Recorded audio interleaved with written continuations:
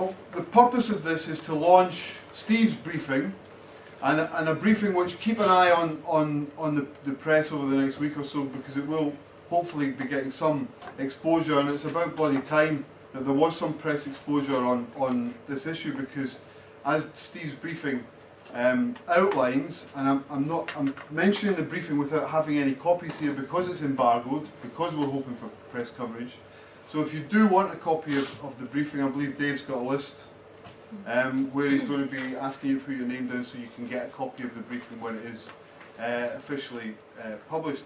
I say it's about bloody time because, of course, what the briefing does, and actually the briefing comes from Steve's book, which is very recently published, called Social Protection After the Crisis, documents a hidden aspect of austerity which is absolutely crucial, and we'll hear about why it's absolutely crucial tonight.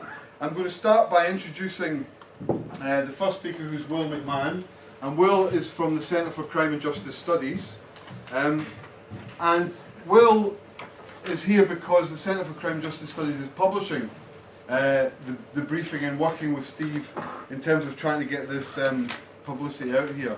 I'm going to be absolutely clear. I know who Will is very well, but I know that some of you don't, so I'm going to be absolutely clear and get the details of Will's biography right. He's the Deputy Director at the Centre for Crime and Justice Studies.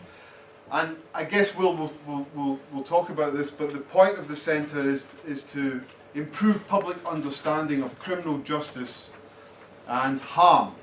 And I think that's really the way in which you're going to frame this meeting this evening. Yeah, exactly. Thanks very much. Really pleased to be at this event. And as a publisher, I'd just like to say a few words about our interest in this issue. Our mission at the Centre for Crime and Justice Studies is, as it says in our founding statement, to educate and inform the public about both criminal justice and the broader social harms that most people experience. And what we want to do is create a dialogue and debate about criminal justice and its relationship to these social harms and how they might be dealt with. We publish Steve's work because we think it brings to light a really critical issue about the society in which we live, which is the level of harms that take place due to the operation of the market system that we live in, and the lack of attention that these operations usually receive in the press or by policymakers. Now, the number of people who are killed while working, or through poor regulation of the food we buy and eat, or through the air we breathe, is, I think, going to be truly shocking, and I think we're going to hear this today. For the most part, these harms do not receive the attention or concern that they should, and that is our concern. In fact, really the opposite appears to be the case. There's almost no policy or media attention, there's almost a silence on these issues, apart from a small group of people who've been working on it, such as the speakers and researchers we're going to hear from today, who are clearly focused on the issue. And there's the occasional parliamentary report, which tends to sink without a trace and not get much press interest. So our aim in publishing Steve's research is to help break what we think is a silence and to begin a public conversation about the regulation of companies that cause so much harm through their everyday operations.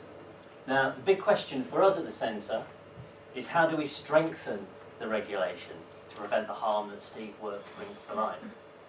Now, we expect there to be a vigorous debate about this, but we'd rather have a proper argument about how to do that rather than follow the train of thinking of some who think that less regulation is somehow better regulation. Or follow, for example, Tony Blair's thinking when in office that creating too much red tape was wrong for perfectly law-abiding businesses. I conclude by saying that after detailed reading of Steve's work, I beg to differ with Tony Blair and others who hold his view, because I think, as you'll see, the evidence tells a different story. There is a significant problem with the light touch regulatory regime that's been developed in this country in the last generation, and a really urgent need, we believe, to address its life-threatening and critical weaknesses. And we think Steve's work is really important in addressing this issue. Our next speaker is Linda Boyer, and Linda is an environmental health practitioner, currently the pollution control officer at Ribble Valley Local Authority, Borough Council. I guess that means your work is cut out, particularly with what we know around the kind of fracking discussion and everything else that's going on. Yeah, sure. But Linda's been working for a number of years on this area, and she's also the chair of UNISON's North West Local Government Service Group. So we're very, very grateful for Linda for coming here and sharing her insights and expertise on this. Thank you. I got an email from our regional head of local government saying we need a volunteer to speak tonight from an environmental health perspective. So I guess that email was directed at me. So apologies, I'm not used to public speaking, so I will read from the notes where I can. In the world of environmental health, the continuing cuts mean that reprioritising services and functions, stopping functions altogether and closing down pilots that might have informed the way forward for adequate service delivery. Services have reached a tipping point where further funding cuts will seriously impact on businesses as well as the long-term health and well-being of the UK population, especially the most vulnerable in our society. The worst hit will be unitary authorities and those in metropolitan areas with large populations. The continual slowdown in the ability of local authorities to address the preventative agendas that stop people getting ill in the first place will place further pressure on the NHS, which is already under enough stress. Managers report that councils have so far remained resilient to cuts by maintaining in-house services where possible, although they are increasingly looking to alternative approaches including sharing services with neighbouring authorities. Resources are currently just adequate to provide a basic statutory service and there's no longer any contingency. Pest control services have seen a 72% cut in budget across the board, and other services have been curtailed including business support, health promotion, dog warden services and contaminated land. There's been a total of 11% reduction in qualified environmental health professionals, mainly falling on middle managers, which therefore involves the loss of older and more experienced staff. The cuts have been spread across almost all services. However, environmental protection, including noise control, has been worse impacted. Cuts have also been more severe where partnerships have been set up to create shared services. Most people see environmental health officers as protecting the safe food that you eat. However, think back over the last few months. EHOs were the people helping residents and businesses recover from the storms and floods that we had during December. It's environmental health staff who've been going door to door checking people were safe once the dirt and contaminated floodwater had receded. We also have to pass on public health advice and respond to businesses who want inspections for insurance purposes. Workplace safety. The HSE Health and Safety Executive have announced in January this year that they are to focus on tackling work-related ill health as part of a new 5-year strategy. The HSE is also concerned about council capacity to undertake health and safety inspections, which is another service under considerable threat. In 2014-15, 1.2 million people suffered an illness they believe was caused or made worse by their work, and more than 140 workers were killed at work. Up to 50,000 people die each year in the UK from work-related ill health and incidents. Although few UNISON members die in workplace incidents, many suffer injuries and work-related ill health, including stress, back pain, RSI, hazardous substances, bullying and harassment, and workplace violence. Health and safety in our workplaces also protects those in the wider community, whether it's a hospital, school or care home, our elderly and vulnerable relatives. Our children and our communities are protected by measures intended to keep everyone safe from harm. UNISON knows that the key to providing a good and safe service is well-trained employees who have the time and protective equipment to do their job properly, along with strong laws, strong enforcement and strong unions. That's why we, UNISON, are supporting International Workers' Memorial Day this year, which is in fact tomorrow. Food poisoning cases are now under investigated compared to previous years. where those affected are sent a questionnaire rather than a personal visit from an EHO to determine the source of their illness and give practical advice to prevent the spread, particularly if the affected person works in the food industry. Another request on the time for VHOs comes from senior fire officers who have recently called for closer collaboration to stem a shocking 5-year increase in fires in sheltered accommodation, housing the elderly and vulnerable. There is a request for the opening up of the primary authority relationship between the fire sector and social landlords to include EHOs. We should also engage with other sectors in that discussion about doing regulation better and smarter. General fitness standards has been another impact, that local authorities are far more likely to take informal action against landlords following complaints about poor housing conditions. The evidence is that councils are using informal means, such as a letter, even in cases where they have a statutory duty to use one of the courses of action under the Housing Act. This is a result of lack of resources and therefore time it will take to do an inspection, draft a notice, explain the process and to liaise with the landlord, and then wait for the work to be done.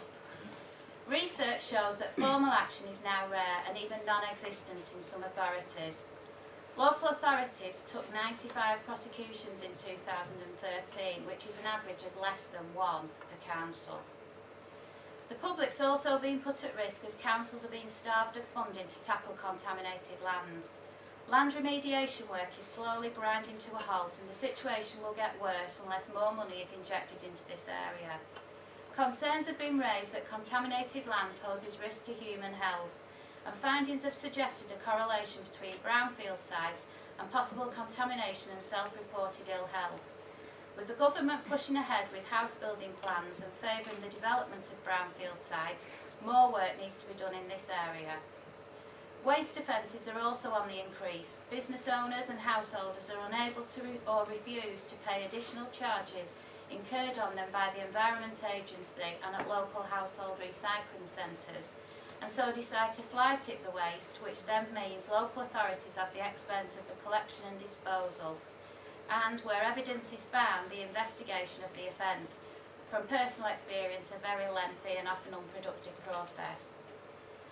Local authorities are struggling to ensure that 500,000 residents dependent on private waters are drinking safe water. 45% of relevant suppliers have not yet undergone a risk assessment in the last 5 years. 13% of private water samples were taken in 2014 that tested positive for E. coli. The presence of these pathogens indicates fecal contamination, and the investigation to determine the source of such contamination can and often is very lengthy. 6% of tested suppliers have failed to meet EU quality standards, and 491 private suppliers are considered to pose a potential risk to human health, requiring owners to take steps to protect. Over 500,000 people in England live or work in premises that rely on a private water supply. A further 1.4 million people attend festivals, shows and other events served by private water supplies every year. Testing these supplies is very resource intensive, with environmental health practitioners often having to drive long distances to reach remote rural areas to carry out risk assessments. Another example of how the ongoing squeeze on local authorities can have a direct impact on public health. The lack of enforcement notices in housing has also been replicated in food hygiene departments, with the number of inspections and audits falling. There's a big increase in less strict actions. The number of written warnings issued increased by around 14,000 over the last 2 years, while the number of hygiene improvement notices issued has dropped by 2,000. Again, this is a time-saving exercise to do advice visits to premises rather than enforce informal notices. Professor Hugh Pennington, who has chaired 2 public inquiries into E. coli outbreaks, criticised the decision to cut local council funding. He has said it is bizarre that local authority support should fall, considering the ongoing financial pressure on them and that they deliver frontline regulation.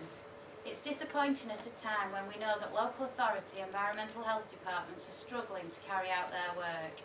It will be interesting to ask the Food Standards Agency what this is likely to mean in terms of specific support currently provided. Contacting colleagues in local councils has shown a pattern that EHOs are now being asked to be generic and therefore cover environmental protection, housing standards, food and health and safety, also planning and licensing. The impact of this is less experienced staff and expertise has been lost. There is no scope in the system to cope with any leave or sickness absence due to vacant posts going unfilled. Managers are having to decide which work must be done rather than which work ideally should be done.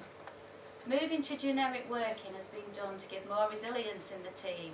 However, there are still elements of specialism that environmental health practitioners will struggle to become fully conversant with, such as dealing with an approved food premise, air quality and some of the very technical environmental protection permits. The transition to generic working has been very difficult for staff and a lot of time and money has been spent on retraining. Many colleagues are off work with stress directly because of this generic working and having to cope with the change from being a food EHO to generic and the difficulty in dealing with the different sorts of customers. However, many managers have told me that this is the reactive way they now have to work, and although this is difficult for some members of staff, it needs to be done to cover the statutory duties of the service. There's a lot of pressure on the team to retain service standards from both the customer and counsellor expectations, which are still very high. Many staff are too afraid to put their head above the parapet as they fear they'll be the next one in the restructures. Branch secretaries are reporting to me that many environmental health staff are contacting them regarding illness, fear of redundancy and capability issues, and they're struggling to cope with the pressure being placed upon the department. They have a great deal of pride in their role and feel they are letting themselves, their colleagues and the public down. Uncertainty in departments is very unproductive and difficult for managers to maintain morale. There are also some concerns over other changes, such as the Food Standards Agency moving towards more self-regulation like the Health and Safety Executive did. As budgets reduce and staff resources are being stretched, the managers say we will have to adapt. We have to make it happen. We have to protect the public, but at what cost? UNISON's been campaigning on these issues for some time. We appreciate the work that Steve and his colleagues have done for us and continue to do to get these issues out into the public domain. UNISON is pleased and proud to work with Steve and to lend our support. Thank you. I'm going to move to Hilda now, who's got a different, but I guess a similar experience from the front line. Hilda's been in the Greater Manchester Hazards Centre for 28 years. Sorry, Hilda, you won't thank me for saying that, but I know, and it doesn't. Of course, it doesn't show. But Hilda's role is also a national role. Hilda is the coordinator of the National Hazards Campaign that organises the annual Hazards Conference every year. That I'm always amazed at how few people in the trade union movement and generally know about, because normally what you have at the Hazards Campaign is 600 to 400 to 600 angry people who work at the front line of what we're talking about here, trying to keep their workplaces safe and trying to keep our workplaces safe. And Hilda's been organising that important conference as chair of the National Hazards Campaign, and promoting, very importantly, the event that Linda mentioned tomorrow, Workers' Memorial Day, which has now become more of an event, and will gain more public exposure and publicity, partly because of the work of Hilda. Lastly, and I'm partly mentioning this for some of the students who are here, they will know Hilda also as a kind of film star. A film star as being part of the Families Against Corporate Killing film, because Hilda also set out Families Against Corporate Killing. So for all of these reasons, we're very grateful to have you, Hilda. Thank you very much, David. That's more than enough. Thank you very much. It's actually 29 years that I've been doing this. That's fine. I think I'm always very much what you see is what you get, and I am wearing a t-shirt, we love red tape, because it's better than bloody bandages, and that's what we stick with. It's fantastic to be here in Liverpool today, after the unlawful killing verdict yesterday, when 96 people, it's finally been accepted that 96 people were killed unlawfully, which is something I think everybody knew. But they were killed by a massive lack of the management of health and safety, and then covered up by the police, the state, the corporate media, with much lying and cheating. And we can only await corporate manslaughter and the gross negligence manslaughter charges, which must follow in order for justice to be done. It's a huge honour to be here today to talk at the launch of Steve's research. I think it's absolutely excellent what he's done, because he sets out the political economic background to the neoliberal deregulation and enforcement slashing agenda, from Thatcher's deregulation to Brown and Blair's better regulation, like touch regulation, limited touch from Hampton Review, right up to the present, showing how this has insidiously transformed the regulatory and enforcement landscape for health and safety at work, pollution and food safety, and has been almost completely captured by the business agenda. And Steve very well links this to the whole austerity agenda, austerity policies, and the massive cuts to local authority budgets, which Linda has also talked about very eloquently. And I think the only reason more people aren't sick and there isn't more of a disaster happening is actually because Linda and her colleagues, as all people in the public sector, are actually holding services together with their blood and guts. And they can't really carry on doing it for very much longer. But these cuts to local authority budgets are double and triple whammies on poorer local authorities, where you've got multiple deprivation, low pay, poverty, poor working and living environments, and local authorities find themselves less and less able to defend and protect workers and communities' physical and mental health against the depredations of business harm and corporate crime. So I think what Steve has written is actually a devastating and really accurate critique of a world that is now skewed so far towards and for business interests, UK PLC, open for business, and to hell with all our rights to prevent the harm they cause, with their right to do so actually strengthened and now more and more deeply embedded in the regulatory process itself at local and national level, but still relatively invisibly. And still we have this ludicrous and ridiculous pretense that the UK has the best health and safety in the world, the strongest regulations, etc., etc.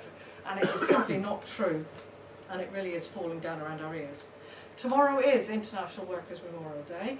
The Hazards Campaign brought this to this country in the early 1990s, with the two themes: remember the dead and fight for the living. And this year we're also using the International Trade Union Congress theme, which is, to demand what makes us safe, what the evidence shows works, which is strong laws, strong enforcement, and strong unions. All the things that Steve is talking about being under massive attack. As Steve and Dave and Rory O'Neill at Hazards Magazine have helped to show, the harm caused by work is far, far greater than is ever publicised or acknowledged in the popular press and the mainstream press, almost anywhere really. More people are killed worldwide by work than by war every year. It's a minimum of 2.3 million, but it's actually much more than that, because the countries that kill the most people actually don't bother to count them properly. In Great Britain, we estimate, the Hazards Campaign estimates about 1,400 people are killed in work-related incidents every year. That's the HSE's 142 that they record, plus all those who are killed on the roads while they're working, and in the air and at sea, members of the public who are killed by work activity, and people who commit suicide. Suicide is not a crime. People who kill themselves because of their work. And we estimate that may be as much as 300. It's increasing massively. We don't know, because a lot of those suicides go unrecorded. But last year alone, 60 teachers committed suicide. That's just sort of one profession that we know about. In Japan they have a name for it, korojisatsu, which is suicide due to work. Up to, we think about 75,000 to 100,000 people are injured, 2 million people are made ill by work every year, 500,000 are suffering work stress and 500,000 suffering musculoskeletal disorders. These are really huge numbers. And 27 million working days are lost to work-related illness and injury. Compare that to 0.8 million days lost by strikes, which then shows you how vindictive and ridiculous the trade union bill is. 50,000 people are dying from work-related illnesses, about 18,000 from work cancer, which is the biggest killer, about 20,000 from heart disease, and 12,000 from various lung disease and various other things. That comes to about 140 people a day. I mean, I still think, I work with this every day, but I think this is staggering. If you compare that to about 515 murders last year, about which there is endless publicity, and 630 British service personnel who've been killed in about 14 years in Iraq and Afghanistan, it's an absolutely stunning toll of harm caused by business. And whenever someone dies, they're not the only victim. Whole families are devastated, often generationally, children having to grow up without a father, people being thrown into poverty, people being thrown into grief-related post-traumatic stress disorder and other mental illnesses who actually their lives completely fall apart. It's a huge, huge thing to lose somebody at work when you expect that they're going to be sick. And this has huge costs, not just in heartbreak. We estimate that's probably about 60 billion a year. That's a huge amount of money. And the individuals harmed, and all of us who can't secrete our money in a tax haven somewhere because they take it away from us before we even see it, we pay 24% of that cost. Families pay 57%, and the employers pay 19%, less than a fifth of the cost of the harm they cause by the risks they expose us to. And obviously the chances of being killed or hurt or made ill at work are more heavily concentrated in blue-collar workers and at the lower end of the pay and the social scale. Although all workers are experiencing ill health and experiencing particularly stress, I don't talk to anybody in any sector of employment who's not suffering enormous amounts of stress. So it's a huge amount of harm, but it doesn't tell the whole story.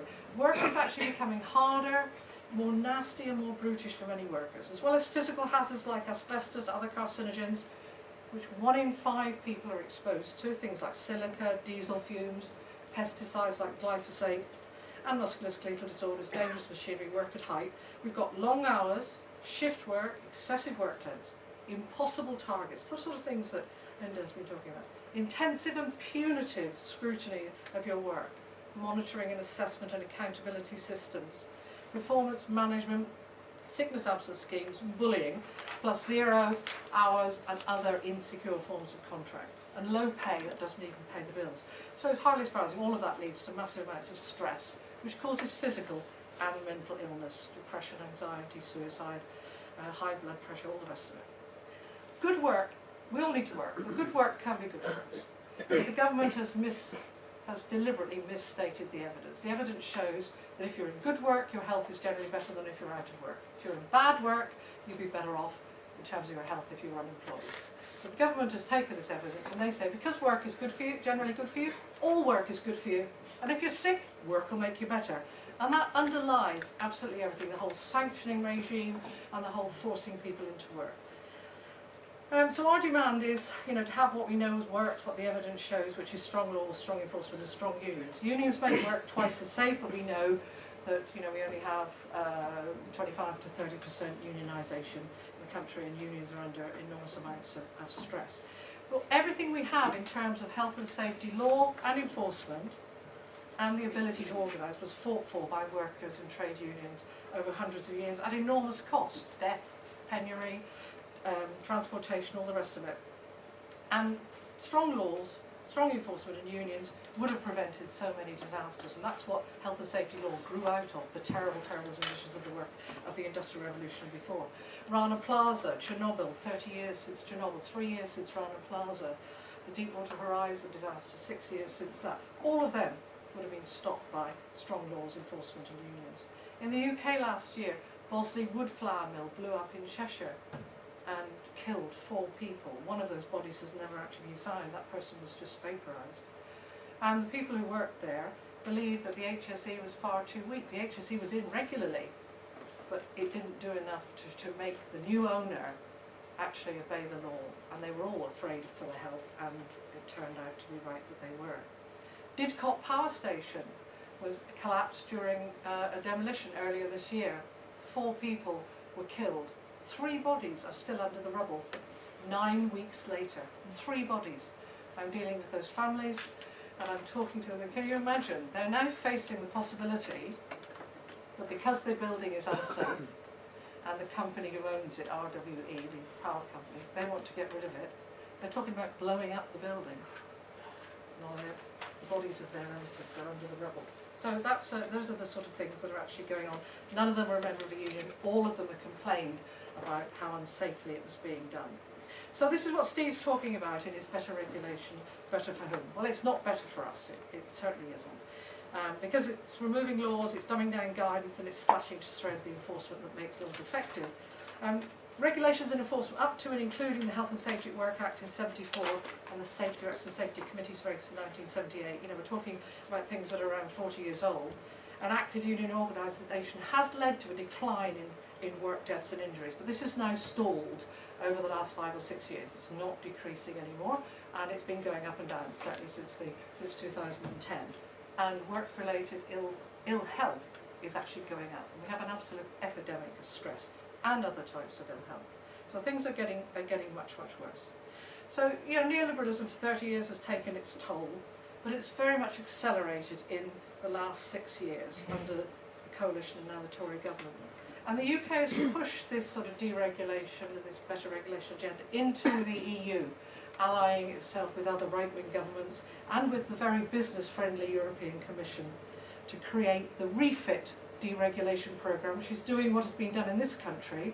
It's looking at all EU regulations with a view to whether they're a burden on business. Not looking at them to see how much value they have or how much they protect our health or anything like that. Just looking at them to see how much of a pain in the ass they are for business. That's what they're interested in.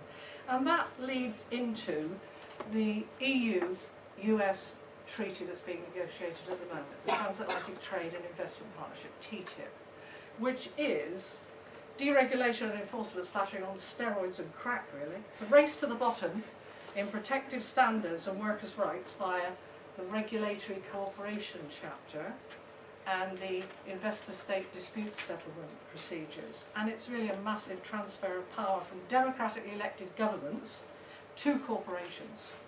Regulatory cooperation will allow companies and business to get involved in examining the existing laws we have, stopping any new protective laws, and maybe coming up with their own. Because they claim all our protective laws and standards are barriers to trade. And these are companies, you know, responsible for some of the biggest safety crimes in the world. You know who those sort of companies are. But just recently, think about, you know, VW and the diesel emissions scandal, which they're all involved with. These are the sort of companies that will be involved in deciding our standards and our laws. And this, what we call the TTIP chill, has had a massive effect in Europe. There were laws that were coming through on endocrine disrupting chemicals, and the Corporate European Observatory has got documents which actually show that the American Chambers of Commerce and the American chemical industry intervene directly in this process to actually stop new regulations on endocrine disrupting chemicals, which are causing huge amounts of harm across the whole of Europe. And the conservative estimate is they might be costing £150 billion a year in health costs. And so they've decided that, you know, they have been actually stopped. And so too have regulations on carcinogens, mutagens and reproductive toxins, on musculoskeletal disorders, and on nanotechnology. They've all been stopped. And TTIP threatens to set in stone and codify in law the EU better regulation agenda. It's absolutely toxic, and it's absolutely essential that you campaign against it in every possible way you can.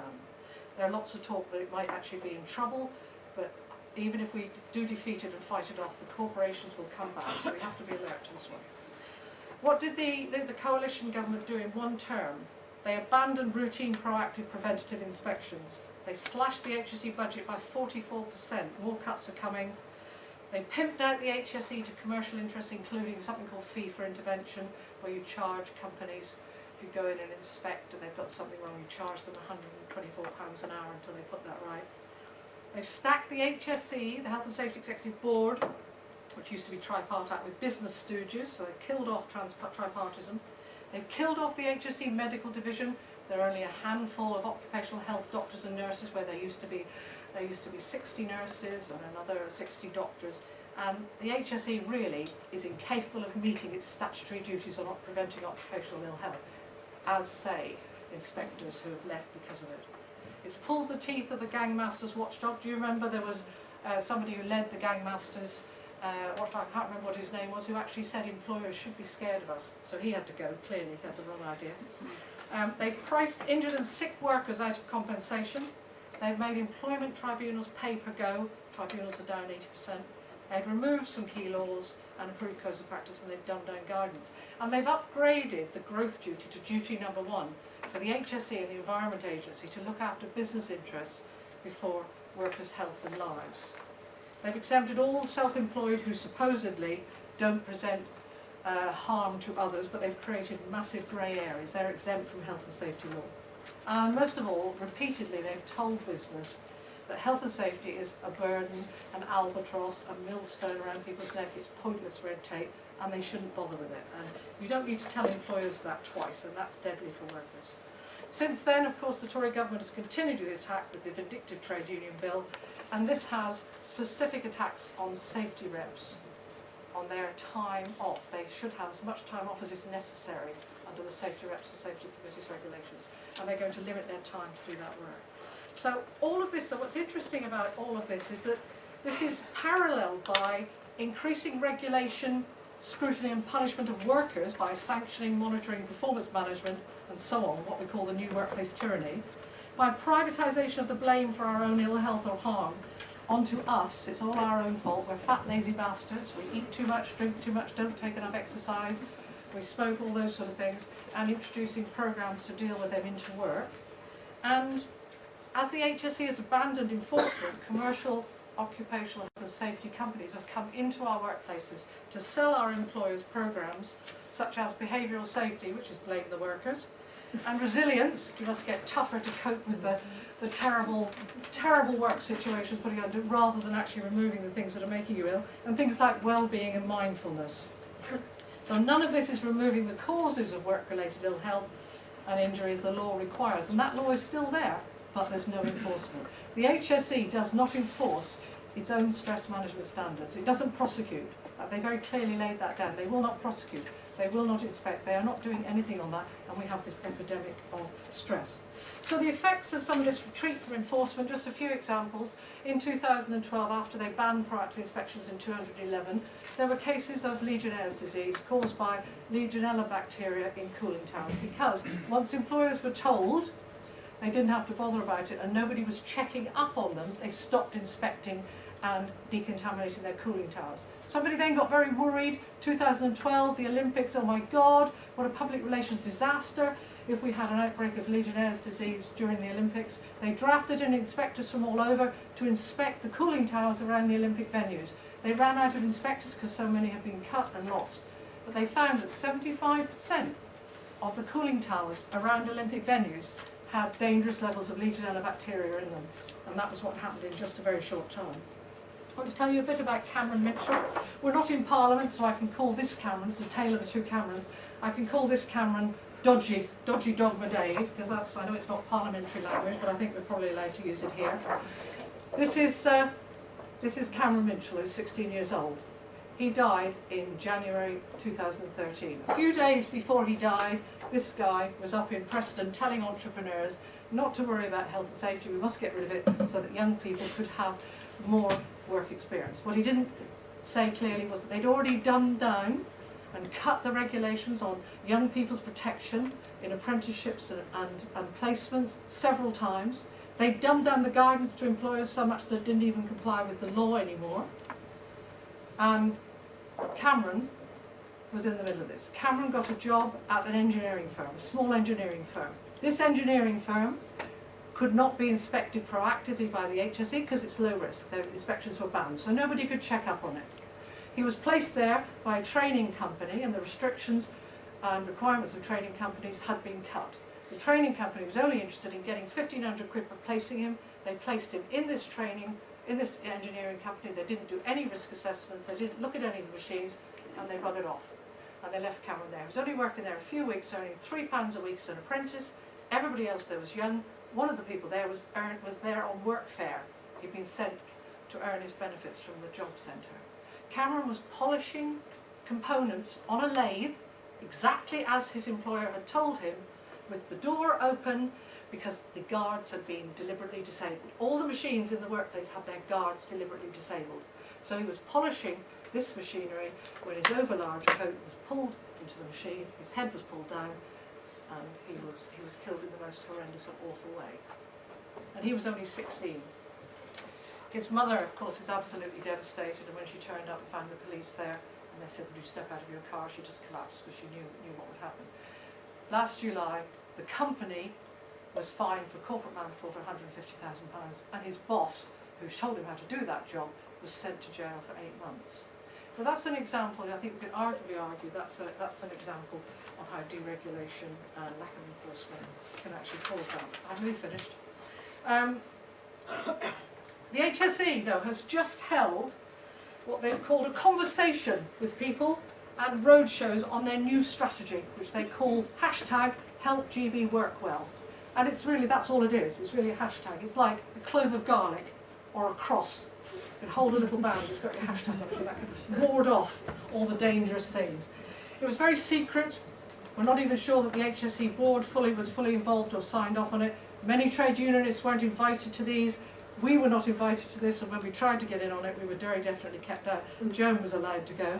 There was a massive social media exercise, tweeting and all the rest of it, and they made the mistake of having live tweeting during their roadshows, and once we realised that, we kept up a running commentary on that, which upset them, and we took it over, and we had all our posters and all our sort of stuff up there, and we asked them questions, but they didn't respond because it wasn't really a conversation. And they, after a few weeks of this, they had about 7 of these roadshows. After a few weeks of this, they produced their strategy, supposedly based on those conversations, but they'd written it beforehand. And it's really a very short suicide note. It's all talk, there's no action, it's not a strategy, there's nothing promised, there's no numbers. It mentions cancer once, and cancer is one of the biggest workplace killers. Perhaps not surprisingly, yesterday the new chair of the HSE was appointed, and that person is someone called Martin Temple, who comes from the Engineering Employers Federation. Now, under the old tripartite system, because Judith Hackett, the existing chair, came from the employer side, the next one should come from the trade union side. That's all gone now. That's all gone. So he's an employer's rep, and he's not entirely bad, this bloke. He's come from the Engineering Employers Federation. I think they wrote the strategy. He's come and he's taken Judith Hackett's seat. Judith Hackett's got a damehood for her services to health and safety, slashing and cutting, and she's gone over here to sit in Martin Temple's seat at the Engineering Employers Federation. Don't you think that's cosy?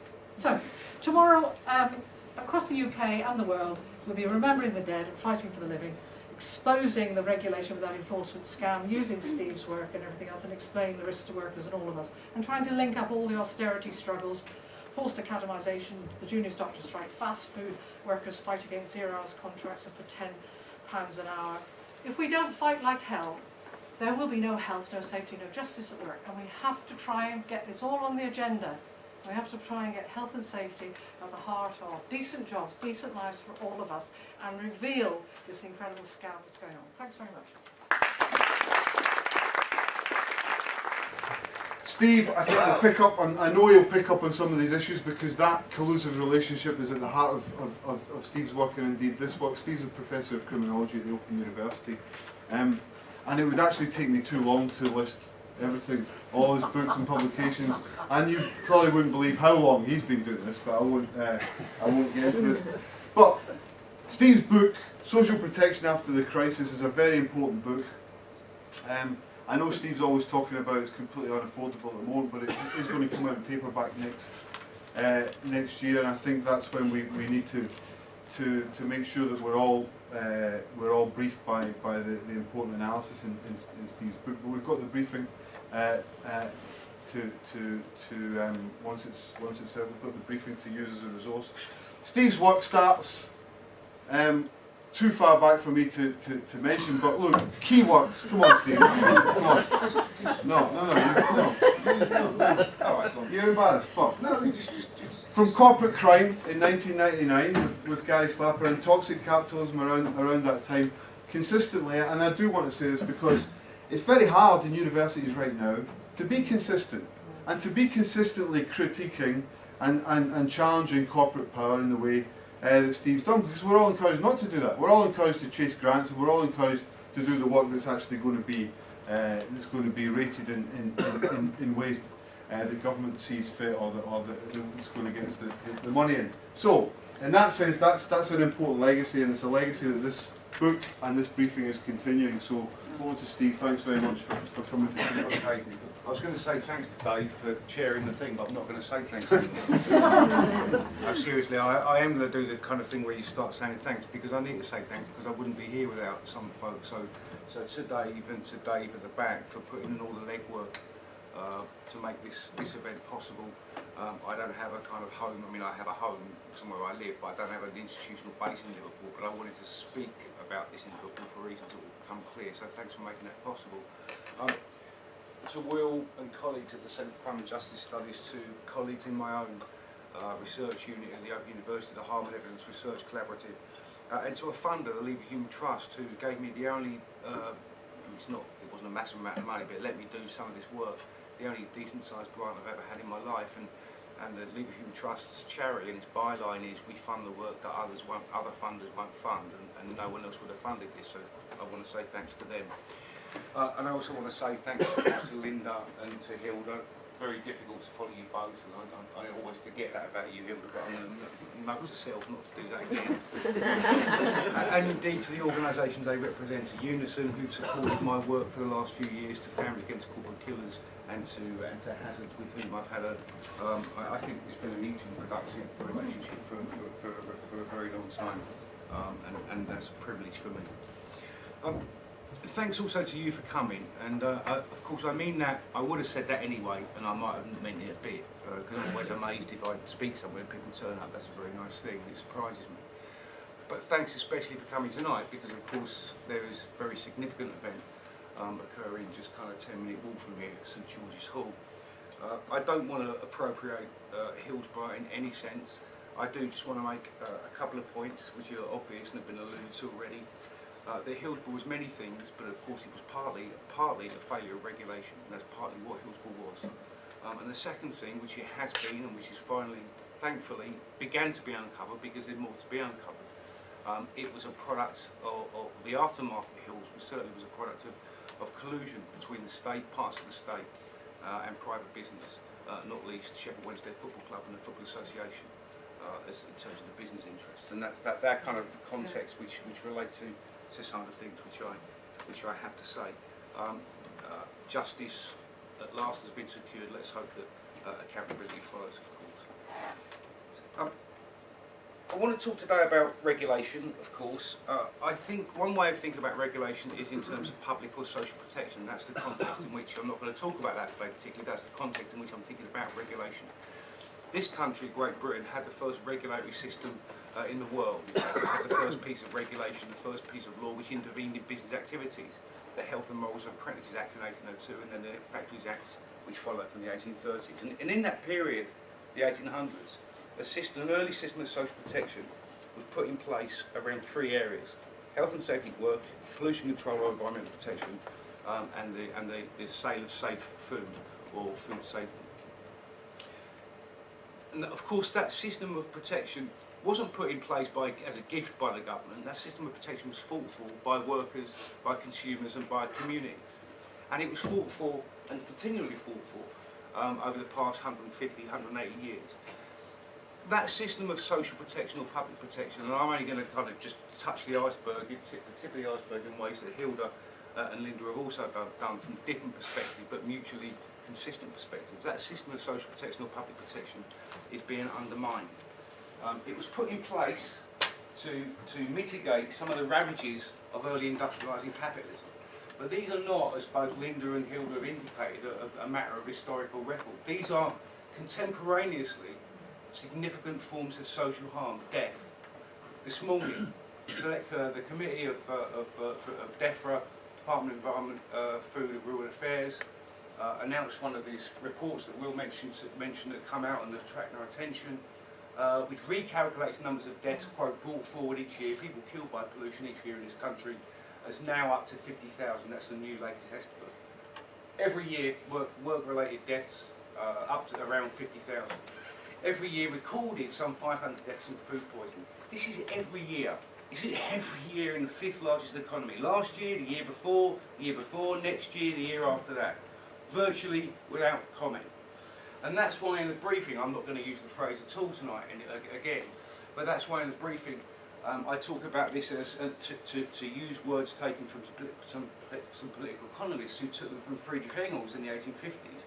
I used the term social murder to refer to these harms. Social murder, in the sense, to quote from Engels, which I can't find yet, workers, communities and consumers meeting, quote, a too early and an unnatural death, end of quote. These are systematic and of course preventable. Systematic, routine and of course avoidable. And that's the context in which I think we need to think about regulation. So, there are people of kind of different ages in this room, so and there are, so it's not just me who remembers a sunny day in May 1997 when we saw the election of a new Labour government, first Labour government for 18 years. And even those of us who never voted Labour in our lives were pretty happy that Thatcher and Major and the Conservatives had gone. Absolutely. And those of us who remember that day will also remember the very embarrassing scenes from the Labour Party headquarters the night before, where John Prescott and associated senior Labour Party figures were seen embarrassingly dancing, like as if people of my age, like mid-50s dancing, which is always embarrassing, and they were dancing to Things Can Only Get Better by Dee Reed. And they probably never thought that would happen, although I've got no sympathy for Ryan Cox, I've got to say. And things could only get better. One of the things that could only get better was regulation. And in 1998, Tony Blair assumed the presidency of the European Union for the first time. And he gave a speech about regulation in his first speech on assuming the presidency. And in typical Blair speak, he says, because Blair was never about left or right, he was about that third way. The argument's not the old one, as you can see. More regulation gets less regulation. Our focus is on getting regulation right, better regulation. But interestingly now, regulation that will improve, not hinder, business competitiveness. So this is interesting, right?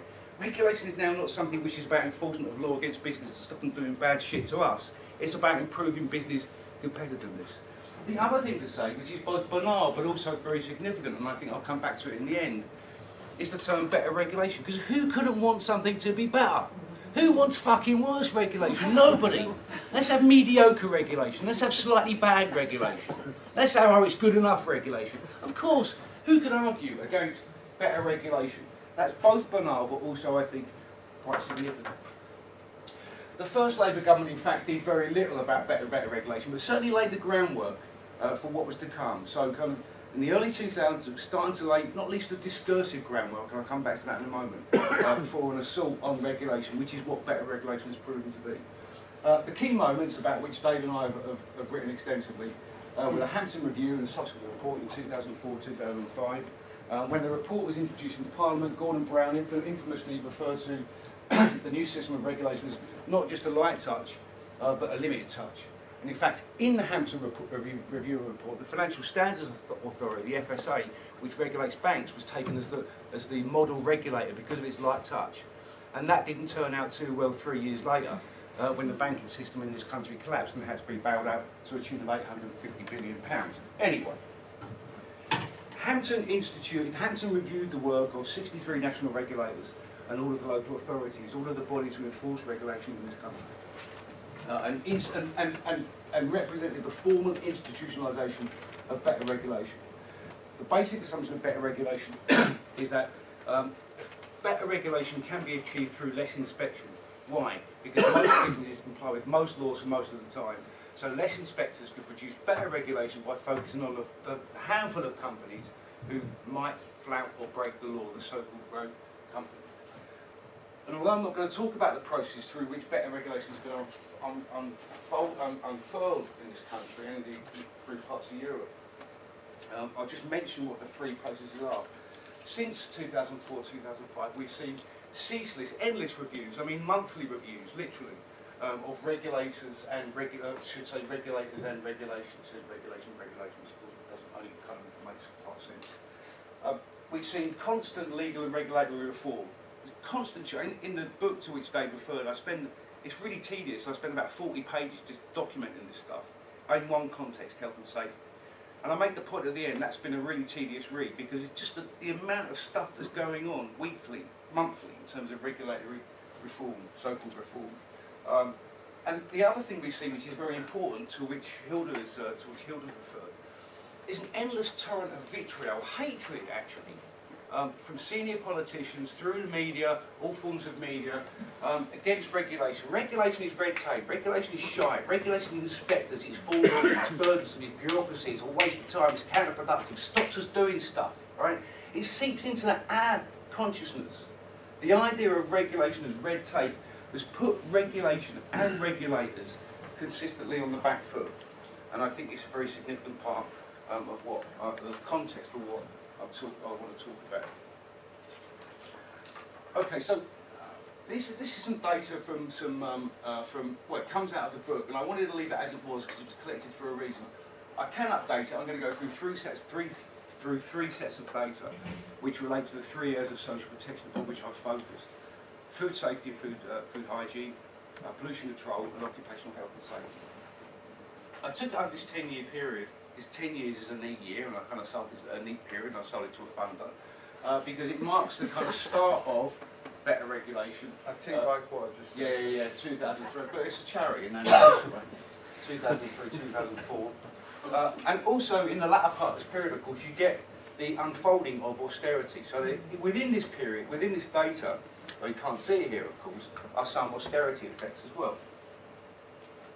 Now, I also collected a massive data for the purposes which even bored me, and I'm an anorak about it.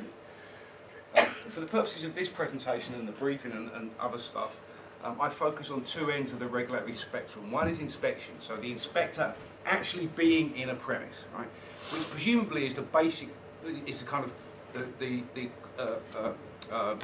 basic element of any system of regulation. Because if someone isn't physically in some premise, some workplace at some point, then he or she, therefore us and the state, have no idea really what's going on in there. So the level of inspectorial presence is taken as kind of one end of the regulatory spectrum. And then right at the other end, I've taken levels of prosecution, for the most part, except in a couple of places where there are virtually no prosecution, so the data is virtually meaningless. This is the kind of what regulators, and indeed academics who write about regulation, typically call the last resort of the regulator, the resort to prosecution. So there's a whole mass of data in the middle, and as Linda indicated, there's some very interesting trends. So while the data I'm going to show you is all kind of going down, what you also see within the more kind of complex bits of data is that you see variations in terms of where you get to formal enforcement beyond inspection. You get the more serious forms of enforcement, like prosecutions or improvement notices, consistently declining, and you get the far less serious ones, like warning letters, often increasing across these areas. But I'm not going to go into that level of detail. In fact, I'm not going to go into any detail at all here. It's just to say that you can see local environmental health officers enforcing food safety and food hygiene law. Local AHOs do all the enforcement in this area, or virtually all the enforcement in this area, consistently going down. If you look at health and safety inspections, the regime is split between two sets of regulators: national regulatory body agency inspectors, regulating certain kinds of workplaces, and local AHOs enforce health and safety law in a different set of premises. Again, well, I was going to say I'm not interested in the actual numbers. I kind of am interested. I'm not going to talk about it. The point is, again, that all of those data indicate downward trends in this slide pretty significantly. And finally, environmental protection, or I was interested in pollution control as a particular element of environmental protection. Pollution control is split between two agencies: nationally the Environment Agency, certain sorts of premises, particularly high hazard premises, and locally AHOs enforce pollution control law in different sets of premises. And again, in terms of this is one area where there are virtually no prosecution, so I've used the most serious sanction used, which is caution.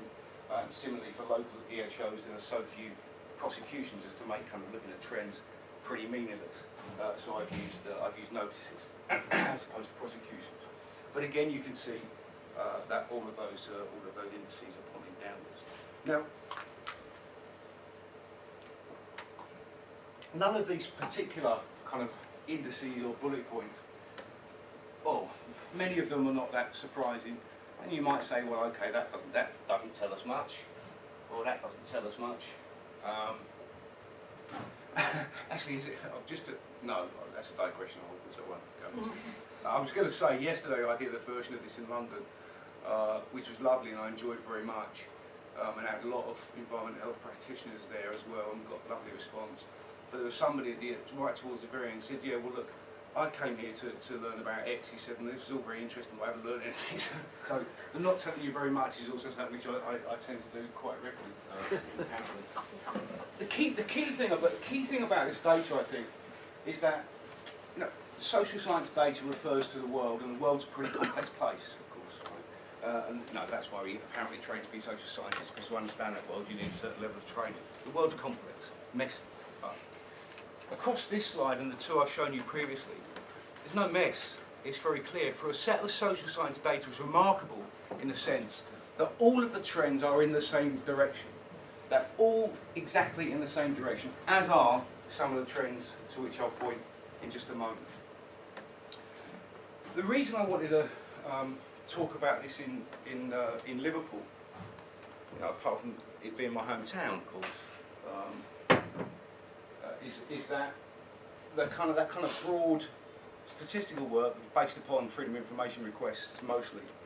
I kind of wanted to delve down into a bit in terms of thinking, okay, what do these figures mean? What do they mean on the ground?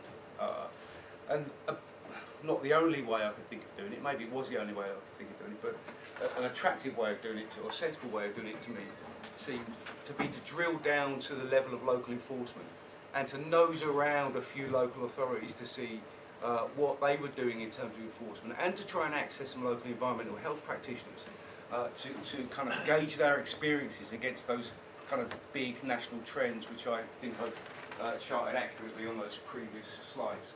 And for very obvious reasons, I chose to focus on 5 authorities in Merseyside. Now, I prepared this for our soft Londoners yesterday, but of course we know this stuff already, right? But it is kind of important because we also know that the cuts which have unfolded from central government in local authority funding since 2008-2009, we know it's well documented. There was a report again at the weekend. I had slides on it yesterday, but again in terms of time I won't talk about it. But we know that those cuts have disproportionately impacted upon the poorest local authorities. It's absolutely clear on any kind of calculation that one makes. And we also know those cuts will continue to act disproportionately hardest, fall disproportionately upon the poorest local community. And we also know that in the cuts in general, it's one government department, Department of Communities and Local Government, which has been affected more than any other ministerial department. And of course, it's that department, DCLG, that funds local authorities in general. So, by any way you measure it, an area like Merseyside has been, is being, and will be fucked by central government funding, which, by the way, in 2019-20 will cease. There'll be no central government funding. Local authorities will have to raise their funding primarily through the business rates, and that will further fuck Liverpool and Merseyside, and it will further accelerate the processes to which I'm pointing here in terms of a local state reliance on private business and a supine relationship to private business, because private business becomes its main funder. In any case. So, just some basic data which kind of says, look, there are a lot of people, for people like Will who live in London, there are a lot of people in Merseyside, and there are actually some businesses in Merseyside, people doing work in Merseyside, and it's also on government indicators, contains some of the poorest areas. I'd also add to that kind of one more bullet point that in the 2015 Index of Multiple Deprivation, Liverpool as a local authority area was first, that means last in a sense, the worst health deprived local authority in the country. So, I did some kind of freedom of information around these 5 authorities, and I just wanted to, so I haven't talked about the cuts, but we know that the cuts have been happening. So this data now is from 2010 to the most recent data that I could access, or I think is probably available. And this is just looking at the staffing levels, full-time equivalents, FTEs, the staffing levels across the 5 authorities in the three functions with which I'm concerned in this piece of work. And what you can see clearly, and I can't find the notes here, but I can remember the points. First of all, we're talking about some very low absolute figures. Well, very, very small. You know, these don't look like the level of inspectors who can make businesses lives a misery, right? You know, what we end up with 3.6 FTEs, so 3.5 bodies enforcing law across these three functions in Knowsley. But we see declines across all of these. That's clear. I'd also like to draw attention to this figure here, 7.6, because you'll see that straddles two boxes. And when I first got that, I wasn't clear what that, I thought I knew what that meant, but I wasn't clear what it meant.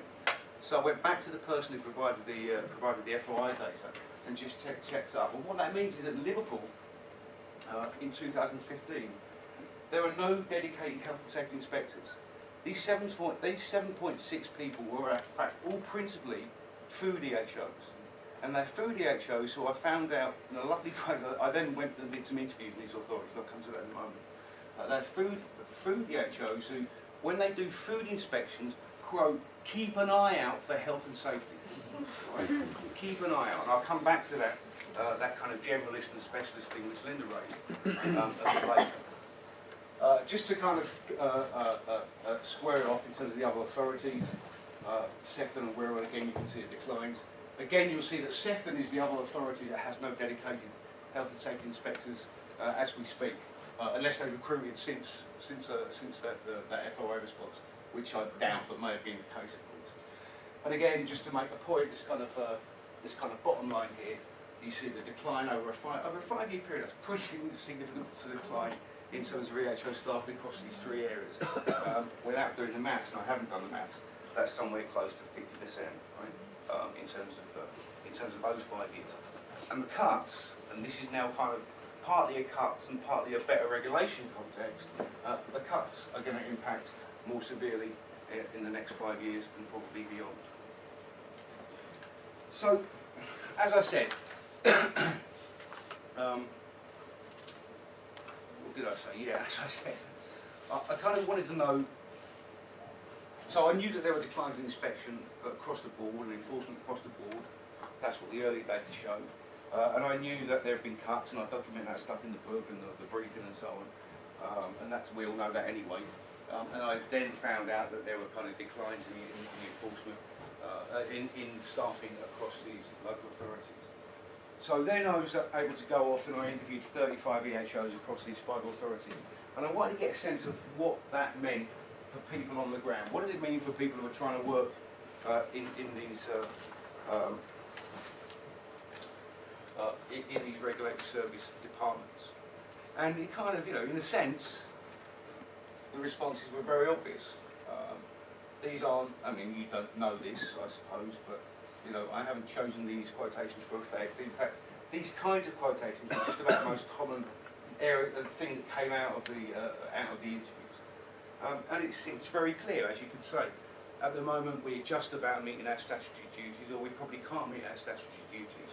I've no need to read them all out. But the two which were kind of, to me, most graphic were the two at the bottom. Because they're kind of saying, look, this is the end of public protection, or this is the end of social protection. So I kind of explored this a bit more, because it's not just about this, and again Linda alluded to some of these things, Linda made some of these points already. As I spoke more with these folk, it's clear that this wasn't just about losing people, it was about losing particular kinds of people, and also that other things were going on within the local authorities. So the first thing that was happening is that it wasn't just kind of, it wasn't a decline in FTEs per se, it was that, but also, as Linda said, it was a loss of expertise. So it's experienced staff, as one person said, it's experienced staff have gone, so we've lost numbers and we've lost expertise. So it's not just about a decline in body. And also making the point, as Linda made, and as the kind of food, health and safety, let's keep an eye out for health and safety as we go around. People who were specialists, people who were trained, people who were qualified, studied at university, to gain their certification as an EHO, with a particular specialism now had to become generalists. They had to keep an eye out for other things. So that kind of that loss of expertise was significant. Now, the other point that was made, okay, so as people move from being specialists to generalists, so as the food EHOs now have to keep an eye out for health and safety, they might want to have a bit of training in health and safety. So the training needs, by that shift from specialism to generalism, the training needs, of course, are exacerbated. But given the context of cuts, this is precisely the moment when the access to training is diminished. So this was one really better regulation regulatory services manager, actually. He was the one person I met who was really kind of a cheerleader for better regulation, interestingly. So he said, yeah, we've got a training budget, but it's now business hardened. In other words, there's less of it. Of course, that's what business hardened means, and that's what came out from speaking a bit more with this person. And somebody else on the HO said, yeah, look, we don't have much access to training. Somebody said that's pretty much the same. They said we can access free online courses. Now, of course, having less people and less people with less specialism is, both those things in themselves are obstacles to enforcement. Both those things themselves are effects of and also help explain declining levels of enforcement. But there are kind of other things which were said, which I thought were of interest. So a lack of staff time is obvious because formal enforcement, as Linda indicated, takes more time than simply saying, look, I'll come back and, when I can and see if you can rectify that. And the more formal the enforcement becomes, the more time it takes. Certainly to prosecute a case is a significant amount of any regulator's time or any regulatory body's time. So there are obvious disincentives against formal enforcement, but there were also kind of others which were just about a kind of fear of prosecution or a fear of formal enforcement. Because a case to prosecute or formally enforce takes time and money, in the context of diminishing time and money, then there is greater kind of obstacles to that, and people become more risk averse. People talked about fear in losing cases in the authority. They didn't want the authority to take cases because they were scared of losing and what that might mean for the authority, and of course from them. They weren't getting the support from their legal services departments to prosecute, which any EHO or any regulator needs. And that might be partly because of that fear, but it's also partly because legal services departments were also under stress. And there was also, pointed out to me, a wider kind of political attitude against prosecuting business. Somebody referred to an increased what they call political flack in prosecuting. It wasn't seen to be a good thing in this context of better regulation to be prosecuting business. It was better to adopt other modes of enforcement. So I meant to shift this slide around before. I did shift it around, and I opened up the wrong fucking document and the old one. So hey ho, it makes more sense before what I just said. I also went back to these. Sorry, I went back to some of the data, the national data. This is national data of local regulators, if that makes sense, in these three areas. The other data was 2003-4 to 2012-13. This is the data which coheres with the time period I was focusing on with the local regulators. This is all data pertaining to local regulators, but it's all national. It's all collated nationally. The reason I've collated nationally is, for example, if I put up, the obvious thing to have done would have been to put up trends for Wirral, Liverpool, Sefton, Knowsley, and St Helens. That would have been straightforward. Unfortunately, the numbers would have been so small they would have made no sense. I mean, the inspections may have been of some use, but when you get to formal enforcement actions, in some authorities they're very rare. So, for example, in Liverpool, health and safety prosecutions, I think for every year but one in which I've got data here was zero. It was one prosecution in 5 years, as far as I can see from the data that I have. So this is national data for local regulation for a slightly later period, and what you see again is fairly significant declines in some senses in the health and safety, and if all of this data stands out, that there's been a virtual collapse of enforcement during this period. The last thing I wanted to say was to talk about something which is very esoteric, and on one level when I came across it I thought, that's a bit odd, don't really get that, thought I'd misunderstood it, went back to it, thought yeah I do get that, and that's pretty much a problem. And it's something called the Primary Authority Scheme. The point of talking about this briefly, and when I've done it I'll conclude, is to make the point that better regulation, which is where I started off, isn't just about declining inspection and enforcement. It is about that, it definitely is about that. It was meant to be about that from the start, and it's proven to be about that in the last 12, 13, 14 years. But better regulation is also about, probably more importantly, about changing, and I think for once and for all is the wish, changing the relationship between the regulators and the regulated. It's changing the nature of regulation. It's changing the relationship between state, local and national state, and the private sector. And nowhere, I think, is that better demonstrated at a local level through this apparently kind of esoteric thing called the Primary Authority Scheme. Now, the Primary Authority Scheme was set up in 2009 by New Labour, last year New Labour, when it established something called the Local Better Regulation Office. So the Local Better Regulation Office was going to deliver better regulation at a local level, and it was going to do it primarily through the Primary Authority Scheme. The Local Better Regulation Office was succeeded under the Tories in 2012 by something called the Better Regulation Delivery Office, but it operates at local level. Its main task is to oversee the Primary Authority Scheme. When the BRDO was set up in 2012, something else happened. Prior to that period, local regulators had operated on the basis of what were called national enforcement priorities. From 2012, those were both changed, but also reworded. They were now called priority regulatory outcomes. So you now have the priorities for local enforcement officers set in a way which doesn't refer to enforcement. And again, I think these things are very significant. National enforcement priorities to priority regulatory outcomes. So, this is what the BRDO says that better regulation, the Primary Authority Scheme should do. I like the bit that says, it's all a bit banal in some sense, but the business, it says, the business can decide what level of support it requires, and the resourcing partners, okay, I'll come to that. This data is here to indicate that the take-up of this scheme has been pretty significant in the last couple of years, since the BRDO really kicked in. So there were 15 local businesses signed up with local authorities to the Primary Authority Scheme in April 2014. Last Friday, when I last checked the website, there were about 6 times that many, so something like 10,000. Okay. What does that all mean? So, very briefly, what the Primary Authority Scheme is. Primary Authority Scheme operates thus. So, many companies. So let's take a store like Tesco's, right? So clearly Tesco's has got shitloads of stores in Liverpool. It's got shitloads of stores in every other local authority in England and Wales. What the Primary Authority does is to allow Tesco's to enter into a contractual agreement, and it makes a payment following that contractual agreement with one local authority to regulate a specific area of law in all of its stores across England and Wales. So Tesco's could, it hasn't. I don't know which local authority is Tesco's primary authority.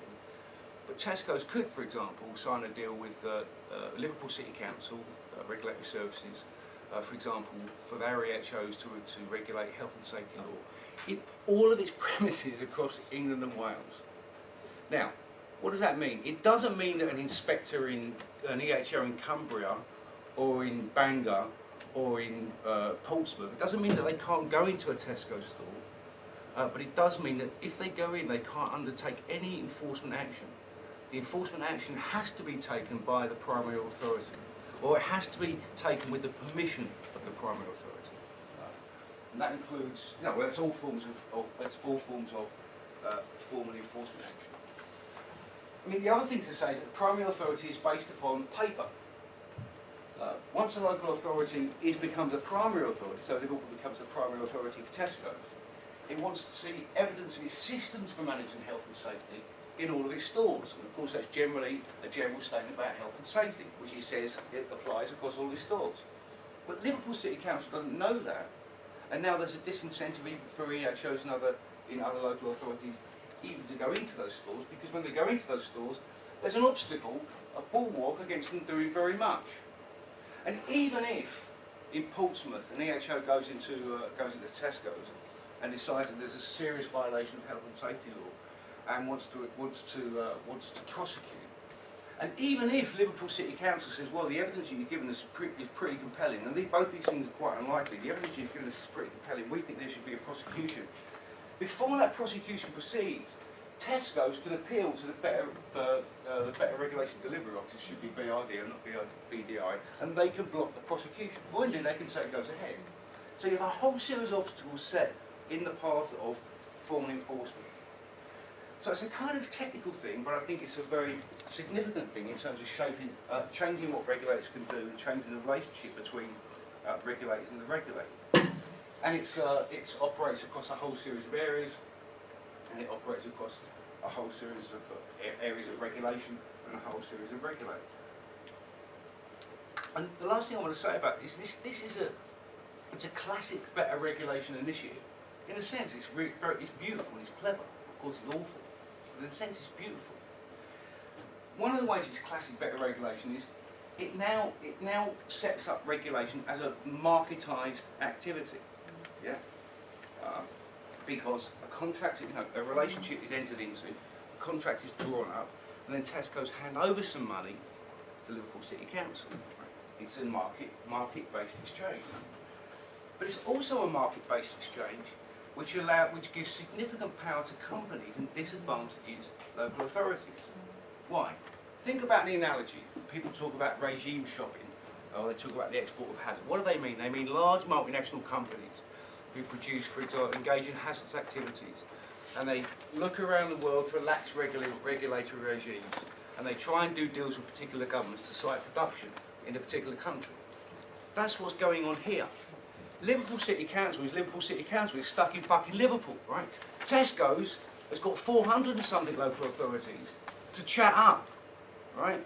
Give them a little rub of the knee, peck on the cheek, dangle a bit of money in order to get the best terms of contract for this primary authority agreement, which then sets the terms of trade for how that company is regulated across the land. It also has another built-in imbalance which favours business, in the sense that the people in the Regulatory Services Department in Liverpool City Council or Wirral Authority, for example, they have very many skills and they're very good at what they're doing, but they, nor their legal services departments, aren't experts in negotiating contracts with multinational companies. And they can't buy in the legal expertise and negotiate these contracts with multinational companies. So there is what one commentator has called an asymmetry of expertise. Far greater expertise on the part of the pro, far lesser expertise on the part of the local authority. But of course there are incentives here. There are incentives for business, right? Because essentially they get what they would see as consistent regulation.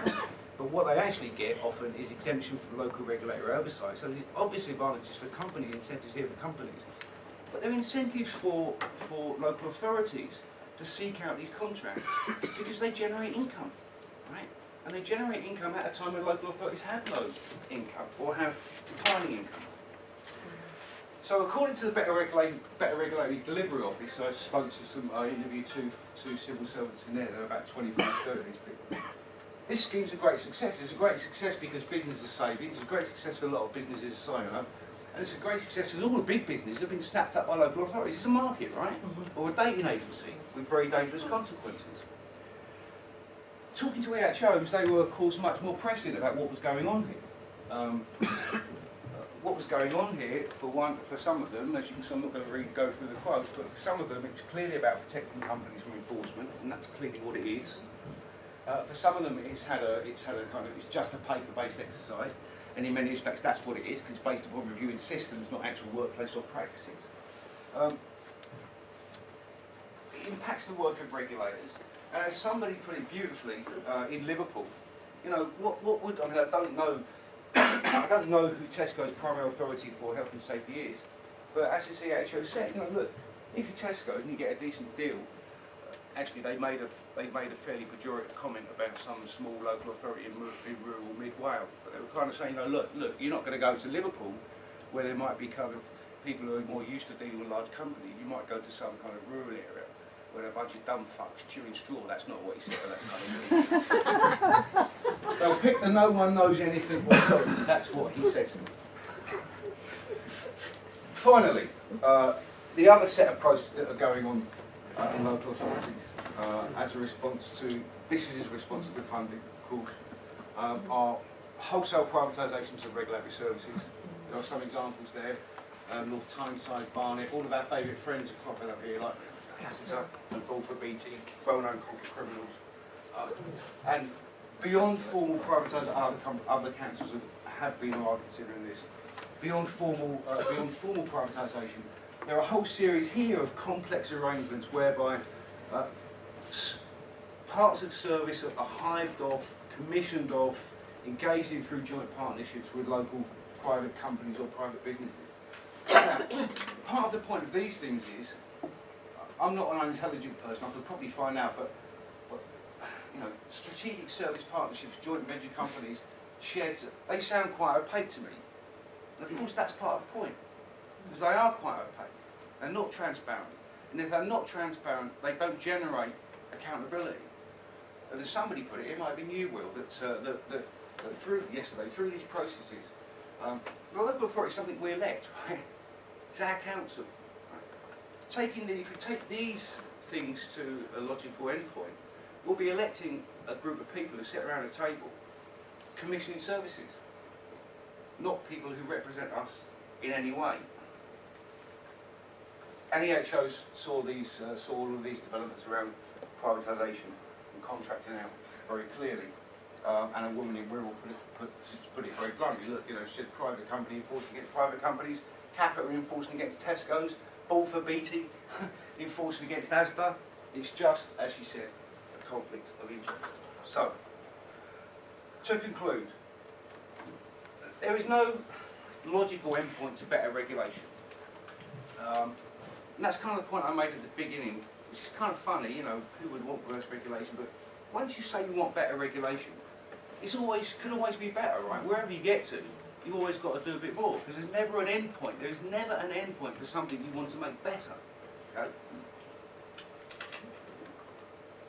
This was kind of made clear in some of my interviews. For the Better Regulation Delivery Office, the civil servants, they thought regulators hadn't gone anywhere near far enough. They weren't business oriented, they weren't commercially minded enough. They really had to get their act together, get themselves into gear. And some local EHOs, this was the one who was this was the regulatory services manager who was championing better regulation. And he's very clear, we need to be more business friendly. We haven't got there yet, right? Get our customer focused. The customer is the regulated. The customer is the business against whom socially protective law is supposed to be enforced, right? Okay, imagine if we talked about drug dealers as customers. It's just unimaginable, right? Anyway, you get the point. And a whole raft of these quotes, just chose one at the bottom, by EHOs. No, increasingly we're being told that our main job is to facilitate business, industry, and so on.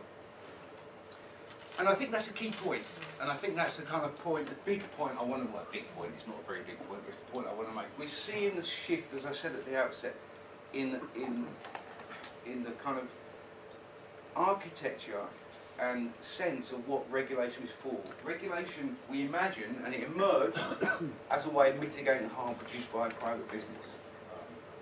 It emerged as a way of regulating business for compliance, the regulation of business. Regulation is now spoken of in local authority, many local authorities. It's certainly spoken of through better regulation initiatives, such as those through the Better Regulation Delivery Office. Regulation is about, as Tony Blair said in that quote I said to you, I read from 1998, regulation is about helping businesses to be more competitive and to grow, which is a complete shift, of course, in our understanding of and the practice of regulation. Dave and colleagues have written about this in ways which I normally quote, but I haven't got time, Dave, apologies. And as I think Linda or Hilda, or both of them said, that kind of shift was formalised, encapsulated in some kind of, again, esoteric little document called the Regulators Compliance Code, the code of practice and conduct which governs the activities of regulators. In 2014, a new version of that code was produced, and the first duty of the Regulators Compliance Code is the so-called growth duty. Regulators should carry out their activities in ways that supports those they regulate to comply and grow. The growth duty is now the first duty of regulators. And the last point I want to make is where I started. I mean, this is all kind of boring stuff. No, people, I'm interested in it. I don't want everyone. Of course, I would like everyone else to be interested, but there's loads of other stuff going on. Of course. But this isn't just a story about rules and regulations and red tape. It is a story. It's a story about social inequality. At a local level, I think it's a story about a democratic deficit, which is getting greater. But it's also a story about violence. It's a story about just institutionalising that routine social murder as something within which we need not intervene. Okay, thank you for listening to all that.